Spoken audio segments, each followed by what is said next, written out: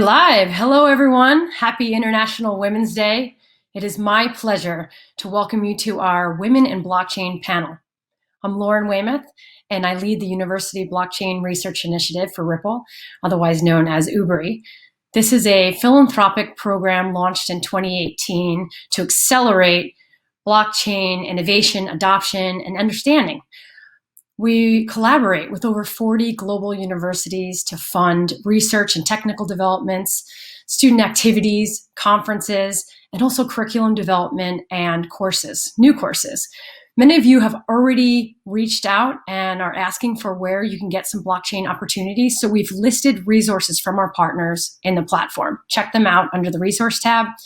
Not only do we recognize that universities can help mature the space, but we're also looking to train the future of workers today. We even have a part-time research associate position open for a grad student to dip their feet into industry. Check it out. It's on Ripple's career page right now. And if it's something that you feel like you're a solid fit for, reach out.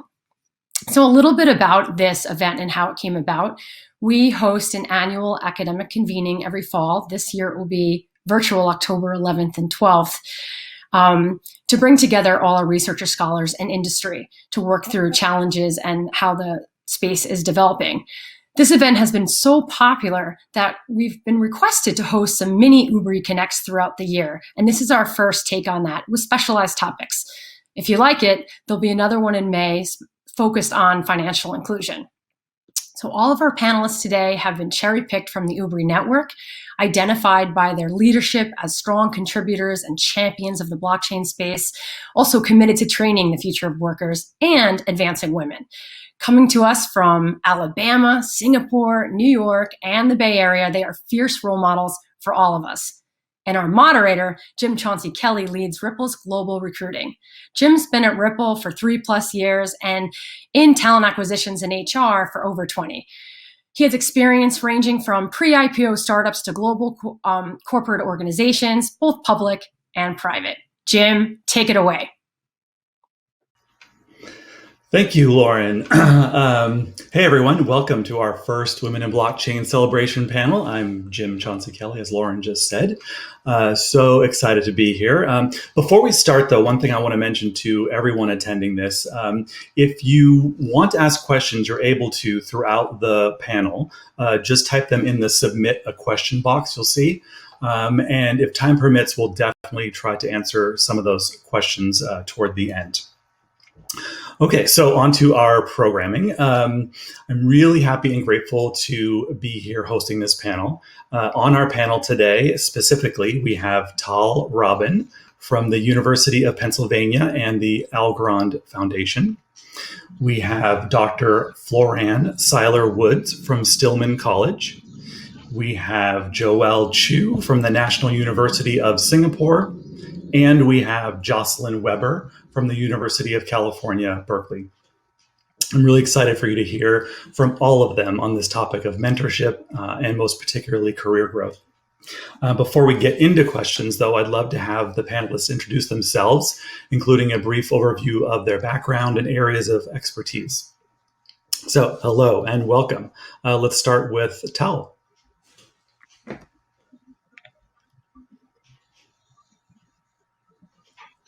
Okay, now I learned that it's important to mute.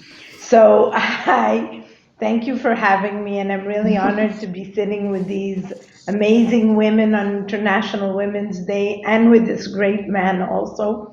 So I'm happy to be here. I am a professor at the University of Pennsylvania. I'm a cryptographer in training.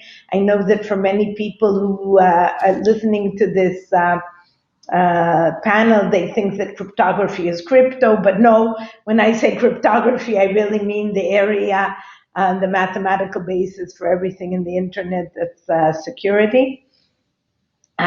Before joining UPenn in September, I was at the Algorand Foundation. I'm still associated with the Algorand Foundation, which is connected to the cryptocurrency called Algo. And we're a non-for-profit organization, and we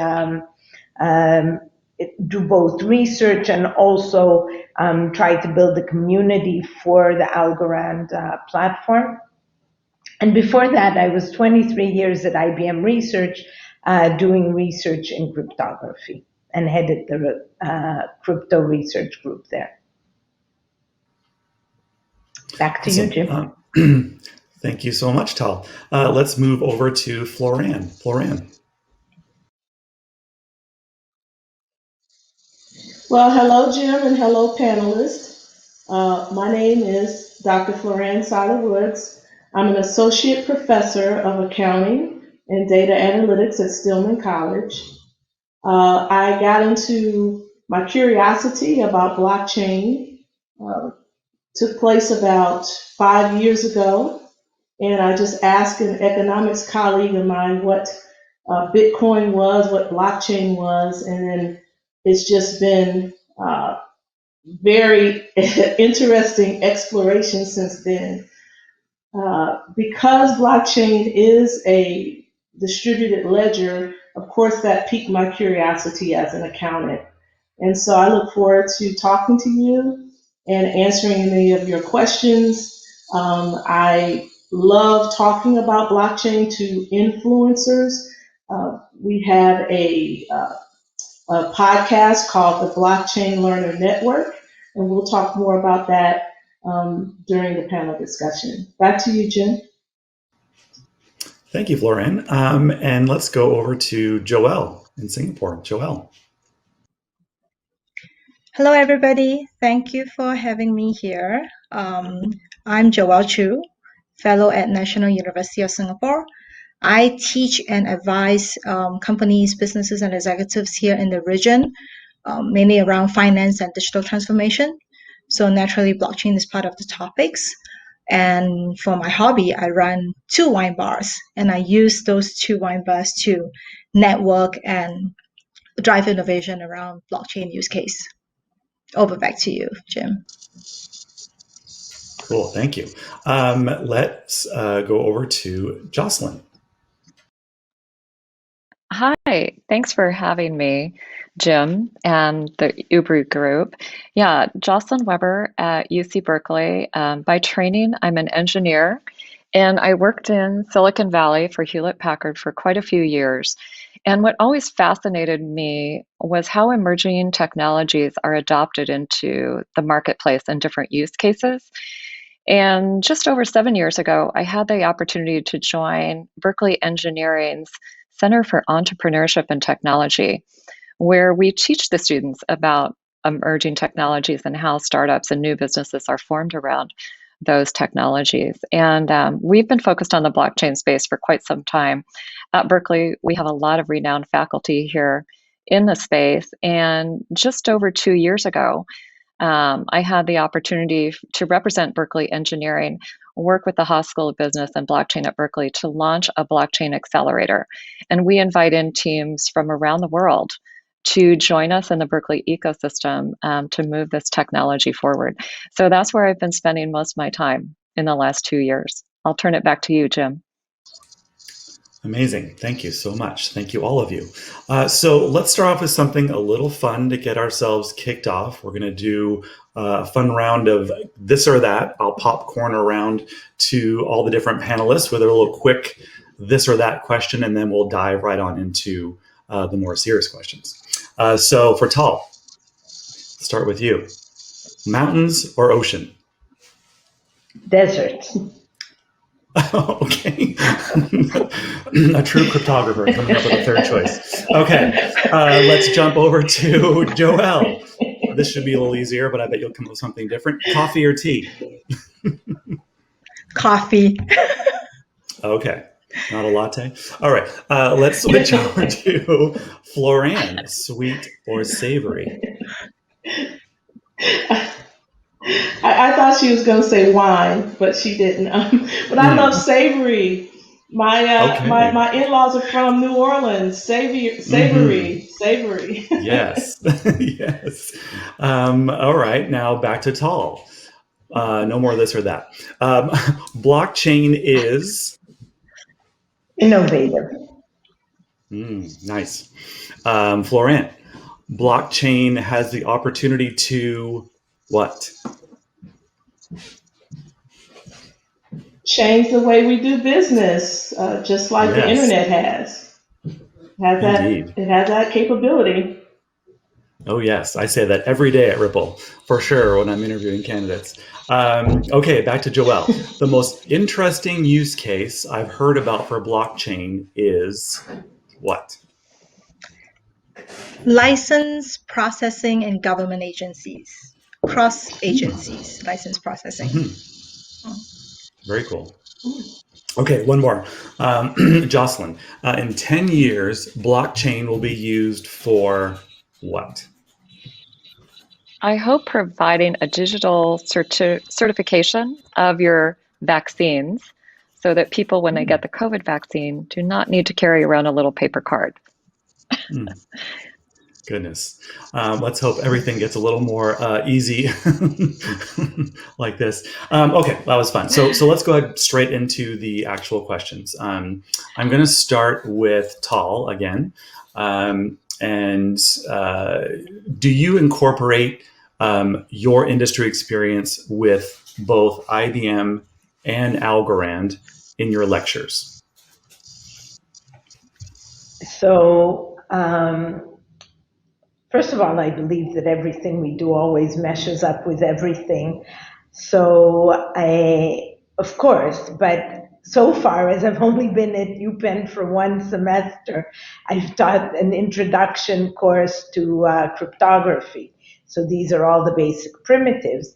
But of course, I also had lectures about blockchain itself, because all the primitives that you build in cryptography, like hash functions, cryptographic hash functions, proof of work, Byzantine agreement, all these things are primitives that were designed in the area of cryptography and distributed computing long before blockchain came around. And in fact, what I like and love about this thing is that at some point, we have designed things which we thought were theory. But then eventually some application, amazing as the blockchain, comes along, and all this theory just meshes in together in a beautiful way to create something brand new with so much potential. Thank you. And so we heard your commitment to advancing women in computer science. What kind of impacts have you seen from your biannual Women in Theory workshops? So I think that it's somewhat hard to see exactly something that you do in the way that it advances women. If anybody knew how to increase the number of women in these areas, everybody would be doing it, and we'd be at 50% or more women in the field. But it's not that simple. But what I do see is this workshop that I started in 2008, where I had maybe, I don't remember exactly, but less than 50 applicants. In this last time that we had the workshop, we were supposed to run it, we didn't because of COVID. The last time that we had it, we had over 130 applications. So you can see that there is some change and improvement. But also you get a sense from the comments that people give you that after the workshop and how it made them feel. And this is something that I'm a big believer in, that networking and networking among women and women helping women is something very important. And that is part of what the workshop comes to do. Okay, amazing. Thank you so much. And gosh, there is a long way to go. I feel like there is so much more work for us to do. I think about that in what I do in hiring, and how do we sort of bring more women into our industry. Okay, thank you. Let's move over to Floran. I have a question for you. What initially attracted you to blockchain? Well, initially, again, it was actually a colleague who was investing and discussing Bitcoin, and he's a professor of economics, and so I honestly walked across the hall to his office and said, Dr. Sharoa, please explain to me, dumb it down for me. What is Bitcoin? What is blockchain? And when he explained it, I realized, I said, this is really applicable to what I do as an accounting professor. Um, this has the ability to change the way we companies account for their assets. It has the ability to change the way we in the profession audit these companies.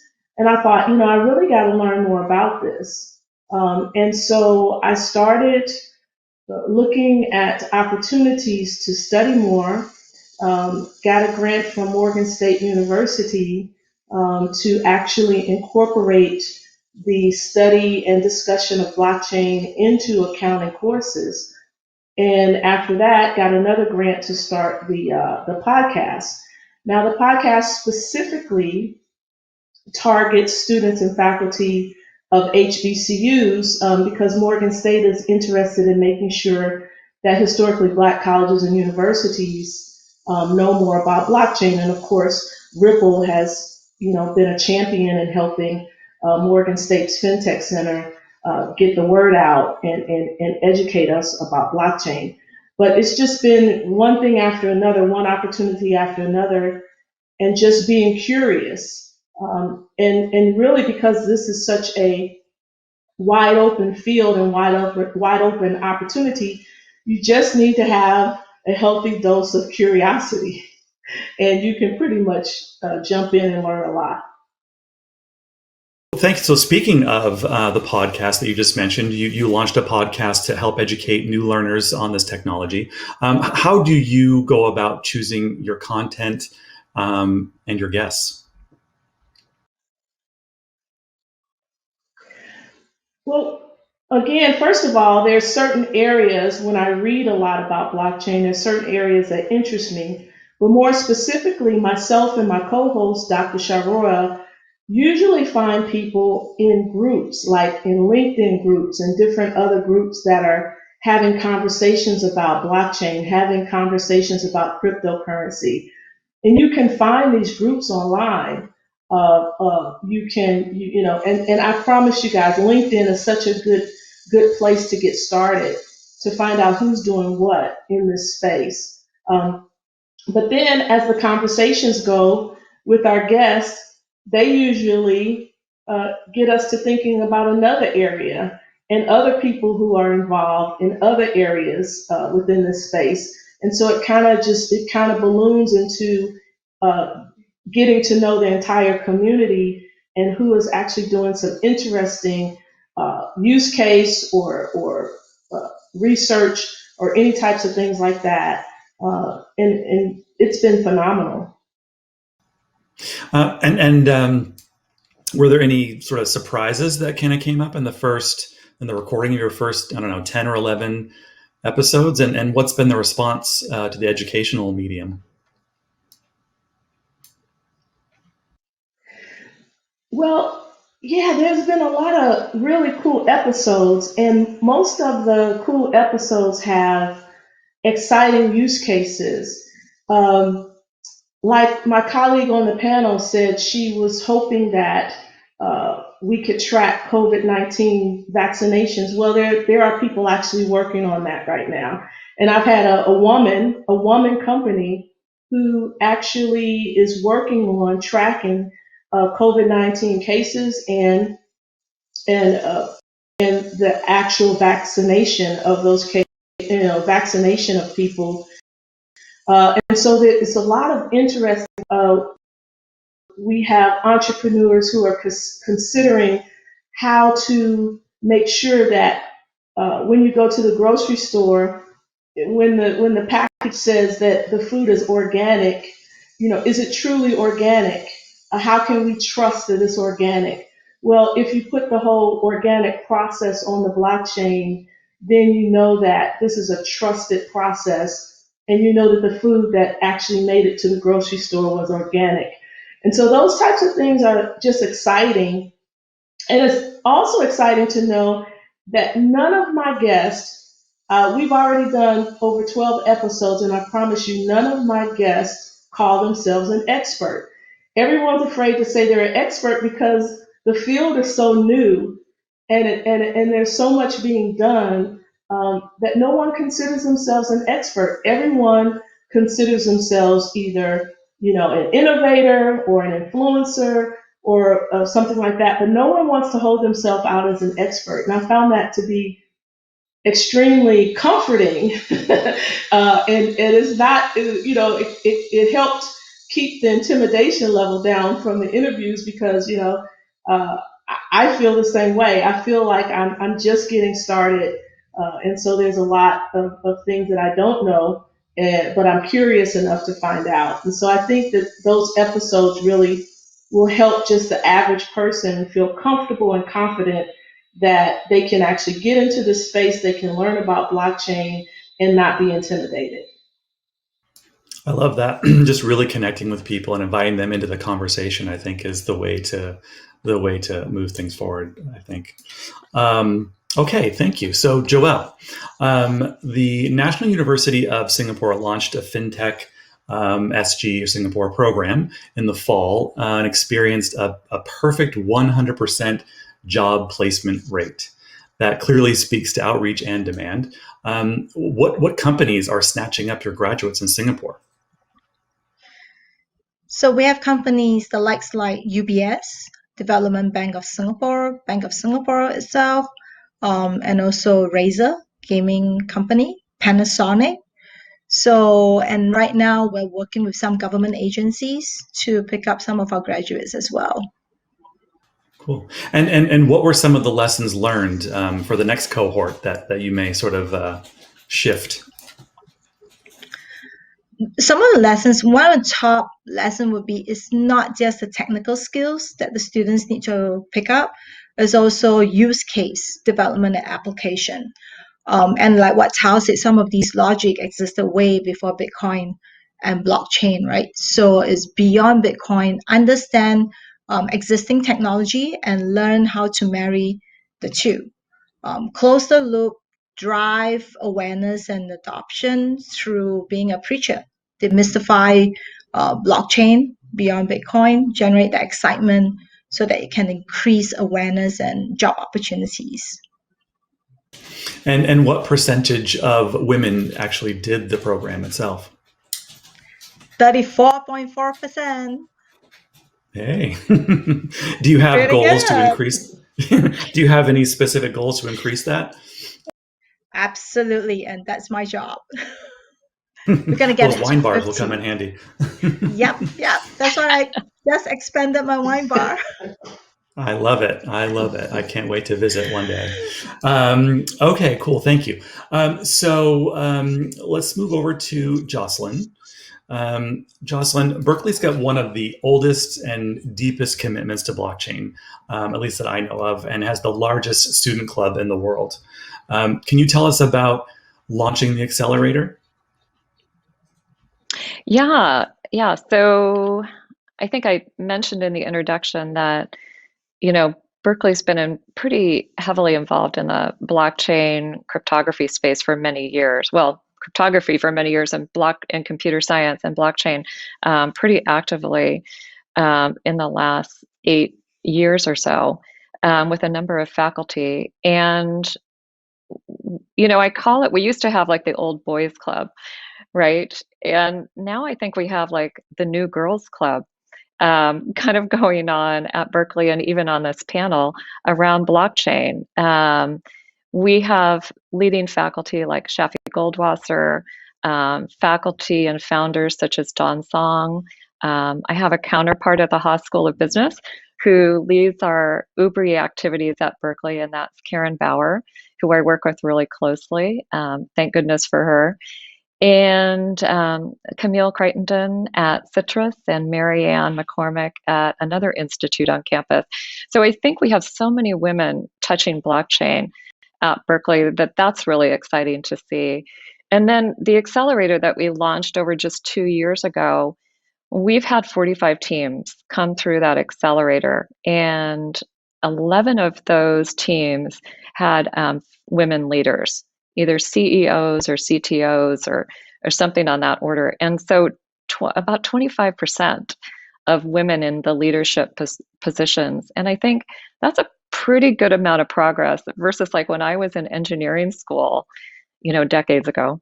It was maybe at best 10% women in my engineering classes. So to see women leading blockchain companies is really exciting. In the current cohort that were just announced, we just invited the teams today. We're inviting 21 teams. I have 3 female CEOs among those 22 teams, and then other women on the other teams as well. So I think we're seeing good progress with women entering this field. I think, there's so many aspects to blockchain. It really is multidisciplinary. There's work that needs to be done around economics and finance and the user interface and design thinking. So it's not just the cryptography and the computer science, which is critical, but these other aspects also are important. And I think that's why we see more women maybe entering this space. It's that it's accessible because of all those different facets. Yeah, and so of those 40, Jim. yeah, I was going to say of those 40 startups that have gone through your program, and you were talking about the percentage of founders that are women. How are they doing? Did you sort of have, checking in with them throughout, ongoing communication? I'm just curious how they're doing since that. Yeah, I didn't look at the numbers in terms of follow-on funding just for the female founders, but all but one of those teams is still continuing out of those 11 female leadership teams. One was a student team that decided to continue on with their education. So that team just kind of dispersed, but the other teams are still doing great. Signing big clients, like Fortune 500 type clients. And I think they're doing as well, if not better, than the male-led teams. I don't see any difference at all. I don't, and whether or not they can receive funding at the same level that male teams do. I think those barriers are starting to come down. Certainly we could do more work in that area, but I think the playing field is starting to level, and we just need to get more women kind of in at the ground floor around the education, when they're going through their education. That's great. Well, actually, that's a perfect segue to my next question. I've got a two-part question for the whole panel, for all of you. Specifically, what more can we collectively be doing to inspire, encourage, and enable women into blockchain? And the second part would be, how can the industry best recruit new talent coming out of your schools? Let's start with Tal. Welcoming place to women. They see women who have done it, they believe that they can do it as well. But also I think that women many times leave the environment because it's not friendly and welcoming enough. And we should always think about it when we're interacting with people and trying to encourage them and to do things, that we need to be to get people involved and to help them join in. I think that's always somewhat of a barrier. So I just think that it's attitudes and role models are very important. Thank you. What do you think about that, Floran? Well, Jim, I think that Jocelyn said it best. I think that because there is not necessarily a requirement that a woman have a STEM background, STEM background, that it's going to be a lot easier for women to enter as entrepreneurs, as people who know how to get things moving through the supply chain, as women who have succeeded in areas of finance or accounting or business, which, there's always a lack of women in upper management, but in these fields, there's no lack of women, not like the STEM field where we're still struggling to get women and minorities involved. And so because FinTech is wide open, and use of this emerging technology and this disruptive technology is new, there's real ground level opportunities for people to get in, learn it, and just create something fabulous, something that we hadn't thought about before.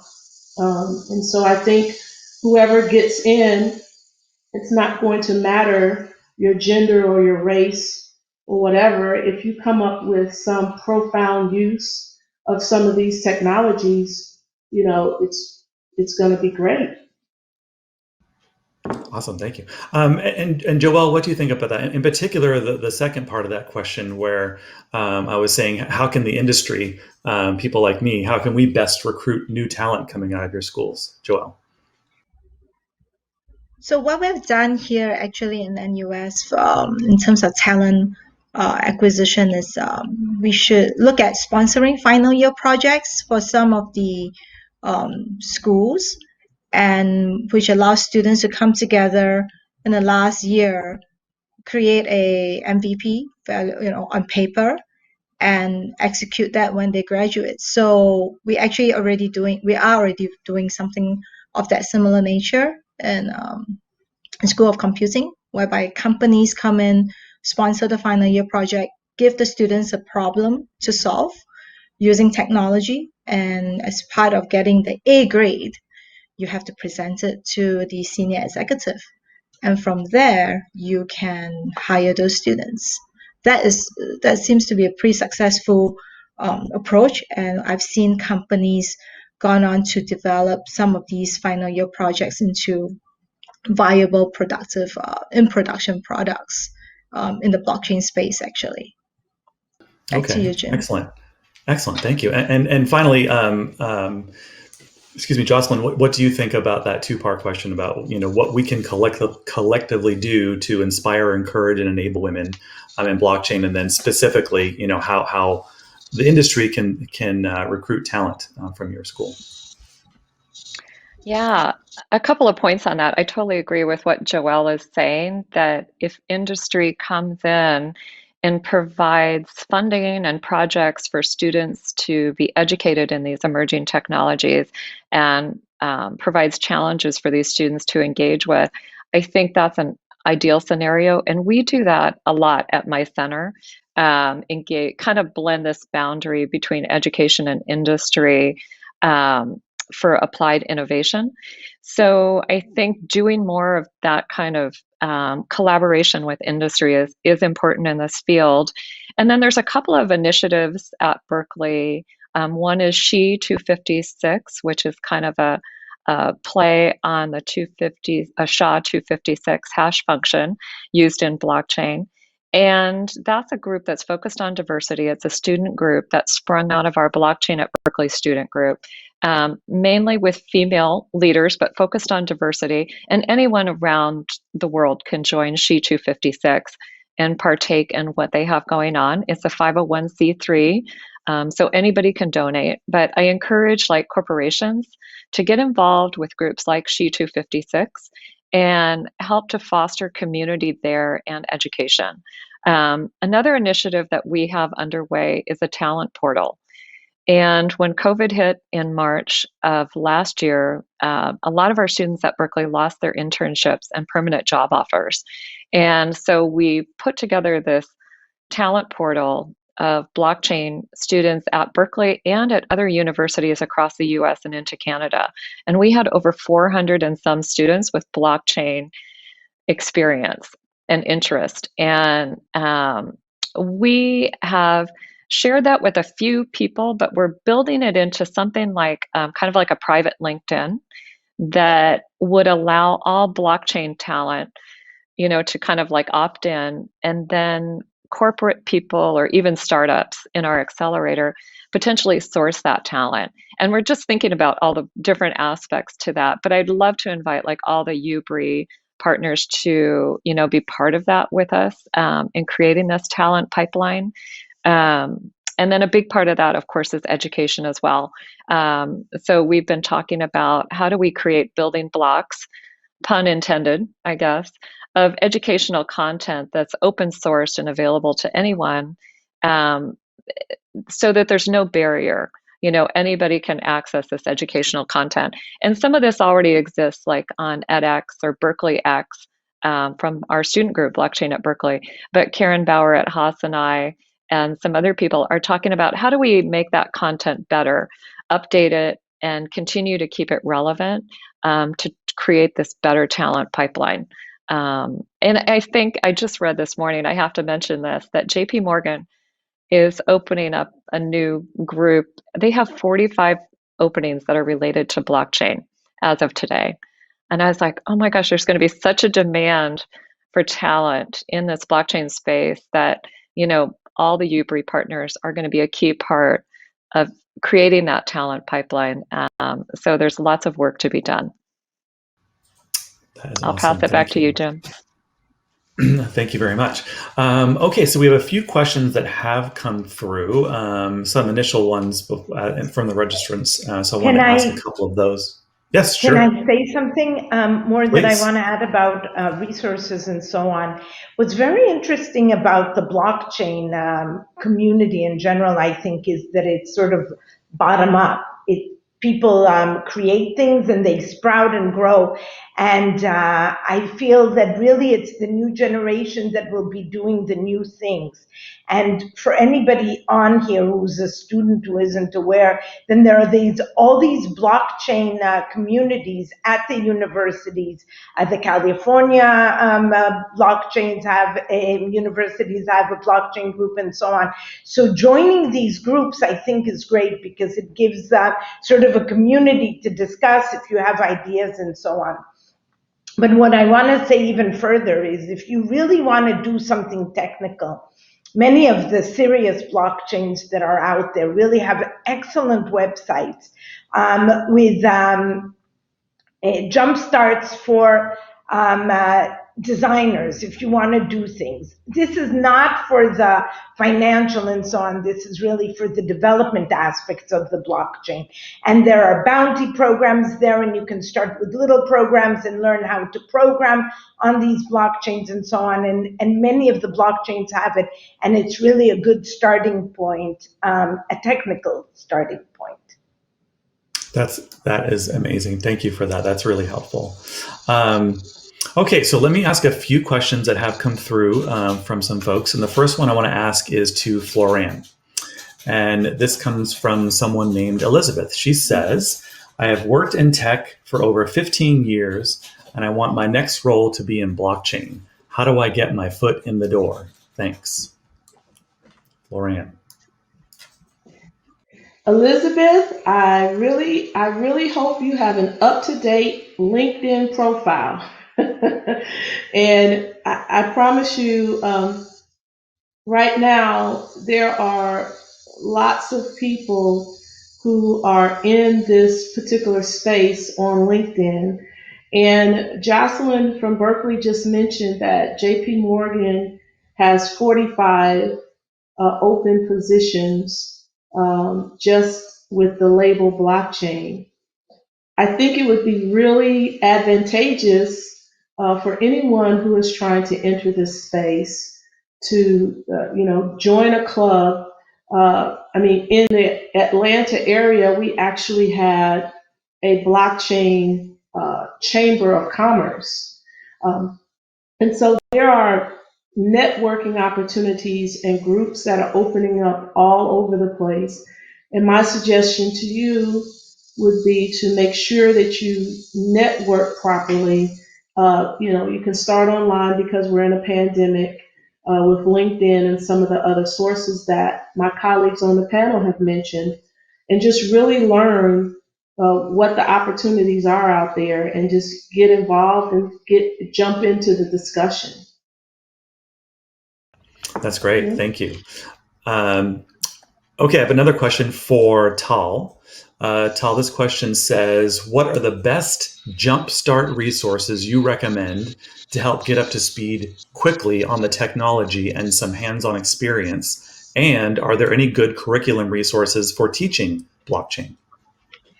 Okay, so somewhat unfortunately or fortunately, it's still the beginning. So I think that really sort of textbook material about blockchain, about the technology, we still do not have. But people are starting to prepare these materials. There are professors giving these classes at universities. You can go and search online if there's a specific professor that is doing these things. I know that there are people in Berkeley, in fact, in Tel Aviv, in UC Davis, and various other places. Luckily, because of COVID, a lot of the things are being recorded.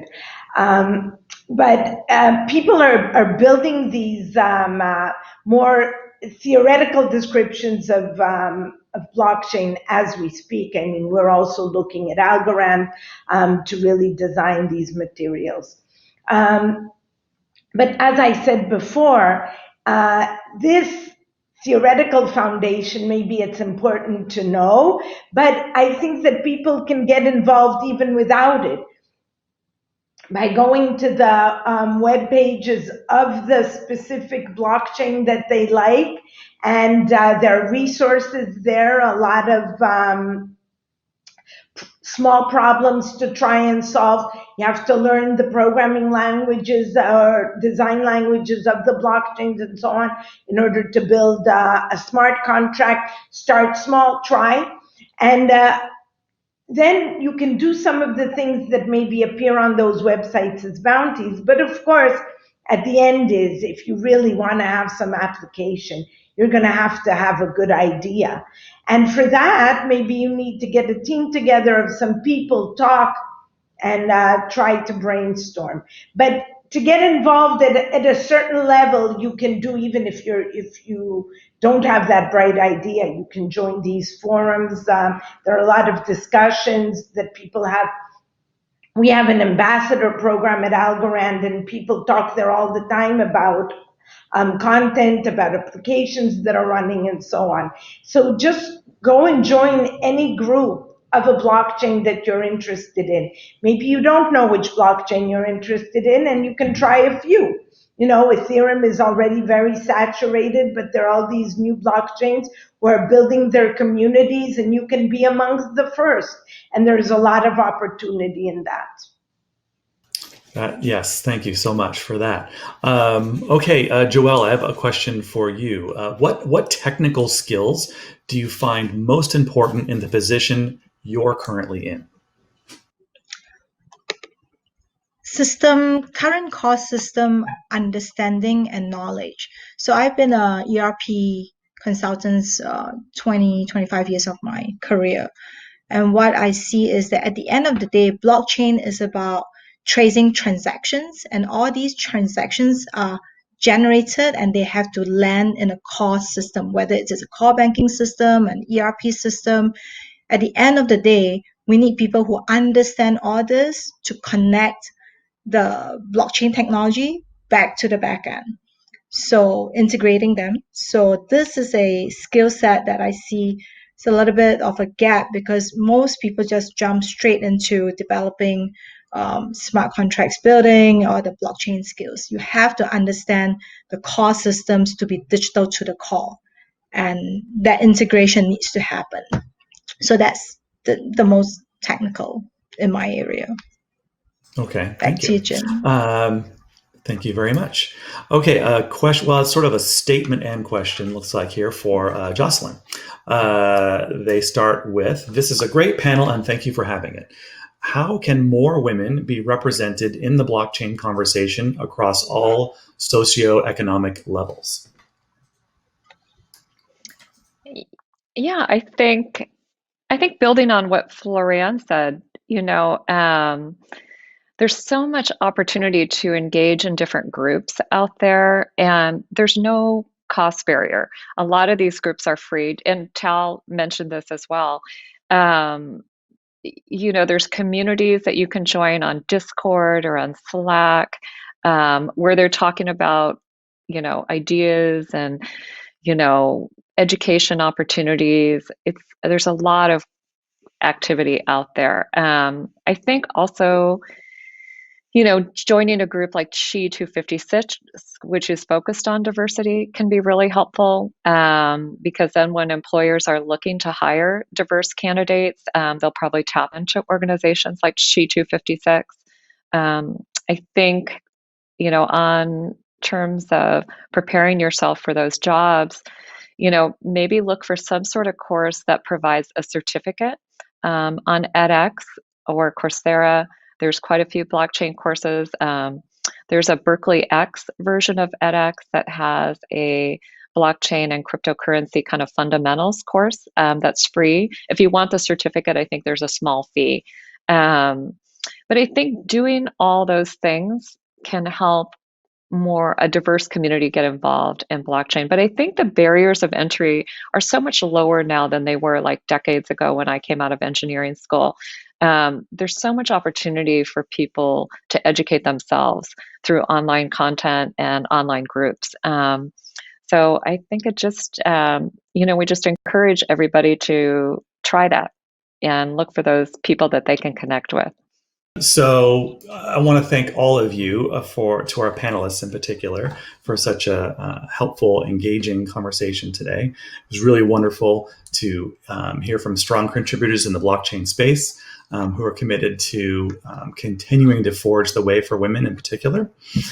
We've learned about opportunities for women just beginning their journey in the industry, but also for those further along in their careers. So thank you to everyone in the audience who joined us today. I hope you enjoyed the conversation as much as I did. And please don't forget to fill out our short survey that you have for this. And then if you have any lingering questions, don't hesitate to reach out to UBRI at ripple.com. That's UBRI at ripple.com. Thank you all so much.